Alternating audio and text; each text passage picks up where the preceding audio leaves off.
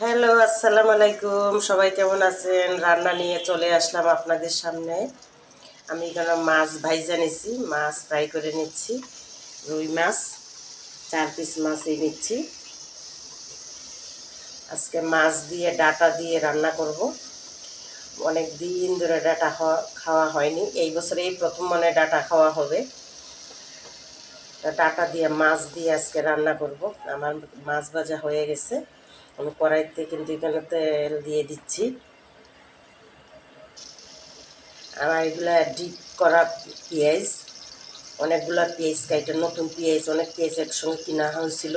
তো পেঁয়াজগুলো নষ্ট হয়ে যাচ্ছিলো, তাই একসঙ্গে সবগুলো পেঁয়াজ কুচি কুচি করে ডিপে রাইখা দিচ্ছি। পেঁয়াজগুলো কিন্তু ডিপে তো খুব সুন্দর থাকে, বা আমি কখনো রাখিনি এইভাবে পেঁয়াজ, এই প্রথম পেঁয়াজ রাখছি। আমি এখানে বেরেস্তার পরে হলুদের গুঁড়া, মরিচের গুঁড়া, ধনিয়া, জিরা, আমি লবণ, তারপর সব দিয়ে দিচ্ছি একসঙ্গে। তারপর টমেটো, আমি 2টা টমেটো এখানে দিয়ে দিচ্ছি। ডাঁটা তরকারি আমার কাছে খুবই ভালো লাগে। ডাঁটা তরকারির মধ্যে একটুখানি যদি আপনি টমেটো দেন, একটা আলু দেন, তাহলে আমার কাছে আরও ভালো লাগে। একটু পাতলা পাতলা ঝুলি ভালো লাগে ডাঁটা তরকারি। 4টা কাঁচামরিচও দিয়ে দিলাম। গ্যাস থাকলে রান্না করতে বেশিক্ষণ সময় লাগে না। আমার বাসার যেটা সমস্যা হয় সেটা হচ্ছে গ্যাসের প্রবলেম হয়। কারণ এই বিল্ডিংয়ে এখন না, এই বিল্ডিংয়ে আমরা আসার পর থেকেই সবাইরই, শুধু আমার না, এই বিল্ডিংয়ে সবাই গ্যাসের কষ্ট পায়। অনেকে সিলিন্ডার নিয়ে নিচ্ছে।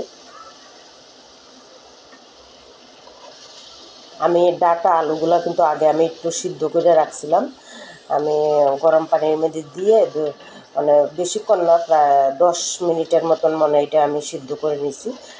আমার ডাটার কালারটা কিন্তু চেঞ্জ হয়নি, দেখেন একদম সবুজ কালারই আছে, আর সিদ্ধ হয়ে গেছে। খুব বেশি একটা মানে সিদ্ধ করা লাগবে না, খুব সুন্দর কিন্তু আমার ডাটার কালারগুলো আছে। এই যে, তো আমি এখন এখানে 5 মিনিটের মতো একটু কষাই নেব। কেন মশলাও আমার কষানো আছে, ডাটা আলুও আমার সিদ্ধ করা আছে, খুব বেশি কিন্তু আমার কষানো লাগবে না। আমার জন্য ডাটার কালারটা সবুজ কালার থাকে। ডাটা তরকারি কিন্তু সবুজ কালার থাকলে খুব ভালো লাগে। সবুজ সবজিগুলো সবুজ কালার থাকলেই ভালো লাগে। এই যে আমি এখানে এখন ঝোল দিয়ে দিচ্ছি, আর একটু ঝোল দিব, কারণ ঝোল ঝুলে একটু রাখবো।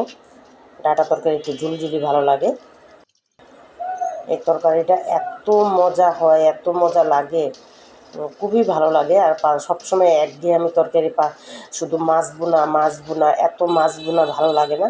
মধ্যে মধ্যে একটু সবজি দিয়ে খেলেও খুব ভালো লাগে। আমার তরকারি ঝোল বলক উঠে গেছে, এখন আমি মাছগুলো দিয়ে দিব। আমি 4 পিস মাছ ভাজছিলাম, আমি এখানে 3 পিস দিয়ে দিলাম। কারণ মেয়ে ভাজি খাবে, বলতেছে যে আমি মাছ ভাজি দিয়ে খাবো, মাছ ভাজি ডাল দিয়ে খাবে, তাই এখানে 3 পিস দিয়ে দিলাম। আর একটু ঢাইকা দিব।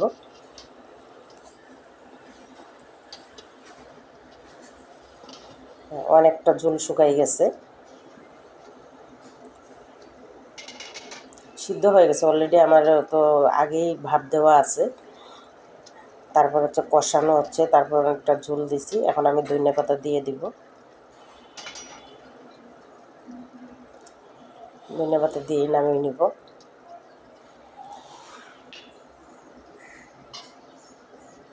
আর ডাটা তরকারি একটু পাতলা পাতলাই হয়, খুব বেশি একটা গাঢ় হয় না। আমি তার মধ্যে 2টা টমেটো দিছি, পেঁয়াজটা একটু অল্পই দিছি।